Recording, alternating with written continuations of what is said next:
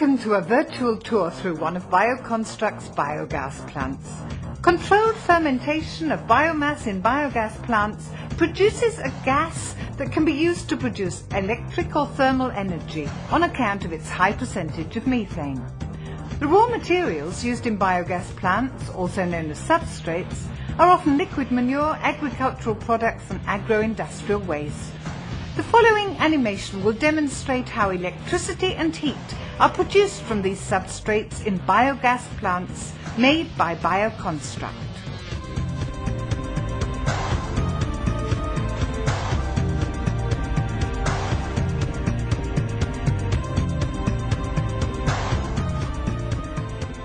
This biogas plant uses ensilaged maize as one of its renewable raw materials. With the aid of a wheel loader, the maize is tipped into a cement storage bin, which needs filling up approximately once a day. Silo maize is rich in energy and, on account of its high degree of reduction, very well suited for use in biogas plants.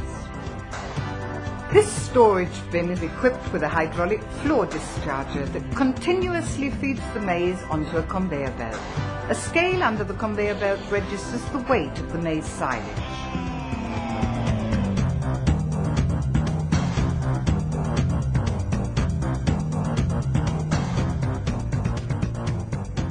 Liquid manure is the most important basic substrate used in this biogas plant. After a short interim storage in the pigsties, it is pumped through pipes directly into the blending pump beside the maize conveyor belt. At the same time, the maize falls off the conveyor belt into this apparatus, which is equipped with 2 mixing rollers. In this way, the maize silage is mixed before fermentation.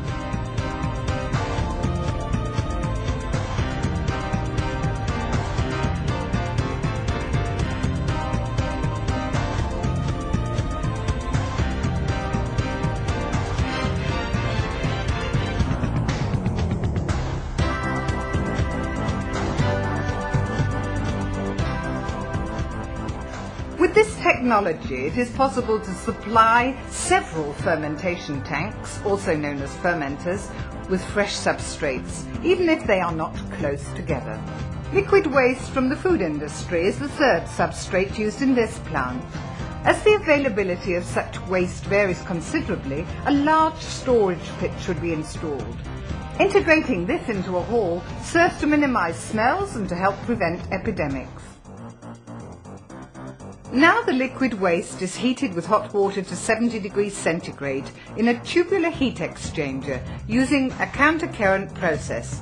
After heating for 1 hour, the hydrogenization of the substrates is complete, so that they can now also be poured into the fermenters. Here is where the biogas is formed. The substrates are continuously stirred in order to prevent layers of material forming at the top or on the bottom. A hot water wall heater heats the substrate to between 35 and 55 degrees centigrade in order to accelerate the formation of methane. On average, the substrate is in the fermenter for a period of around 30 days, before it is filled into another fermenter for a further 30 days to complete the gas formation process. When fermentation is complete, the thin liquid substrate is pumped into 2 reinforced concrete tanks, where it is stored until it can be brought out onto the fields.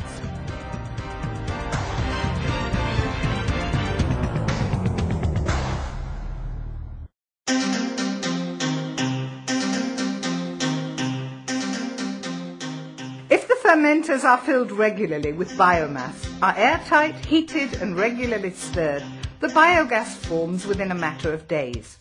The formation of gas is a complex and delicate process. The organic fats or carbohydrates contained in the substrates are digested by various kinds of bacteria, and this is the starting point for the development of the gas. If the contents are continually stirred, the gas rises slowly to the top of the container. It consists of approximately 50 to 70% methane, coloured green here, and also carbon dioxide, water vapour, hydrogen and hydrogen sulfide. As water vapour and hydrogen sulfide are problematic for the utilisation of the gas later, it is necessary to treat the biogas now.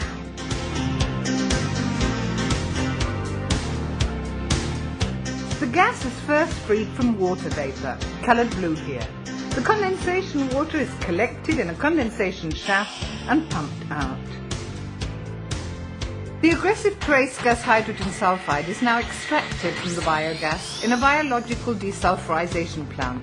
By introducing air into the container, certain bacteria cultures are able to establish colonies on the chains. Here they decompose hydrogen sulfide into harmless sulfur and water. The almost unpressurized biogas is then fed into a compressor, where it is brought up to the 70 millibar pressure later required for burning. In order to completely condense any remaining water vapour and to free the biogas from any suspended matter or silicates, the biogas is subjected to a washing and drying process.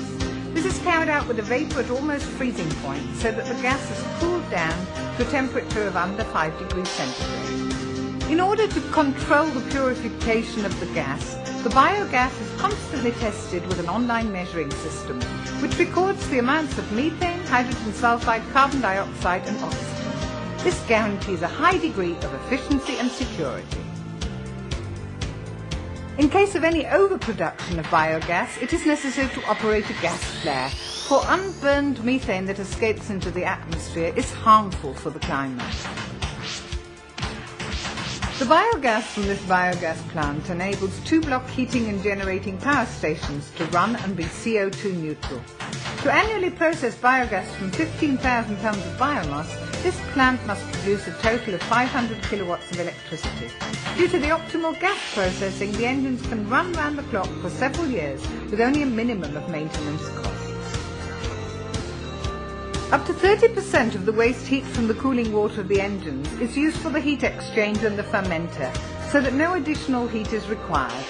The remaining heat can also be used profitably to heat industrial plants, houses or swimming pools. The electric power generated by the generator of the block heating and generating plant is converted to the mains voltage level in the transformer. Then the electricity can be fed into the grid and meets the annual requirements of around 1,000 households.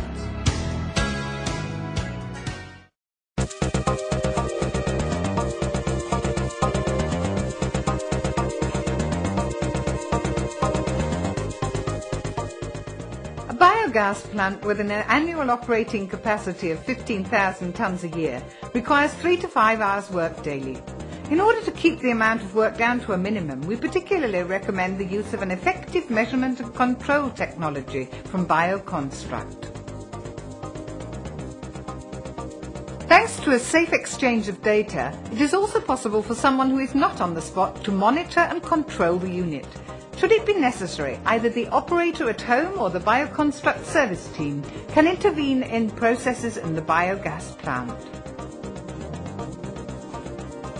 For example, the agitators can be switched on and off. The levels of the containers and the pits can be checked, or the solid supply equipment can be monitored.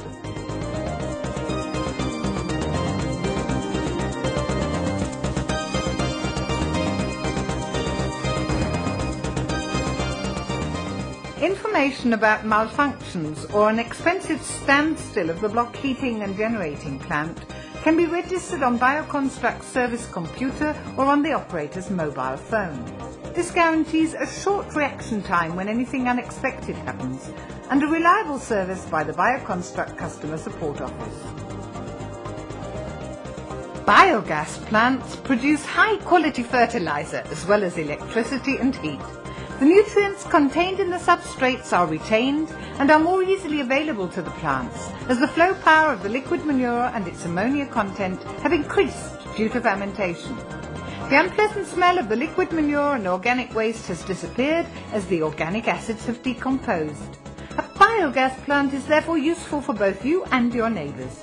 Why don't you also profit by using the smart, environmental-friendly biogas technology in BioConstruct's modern plants?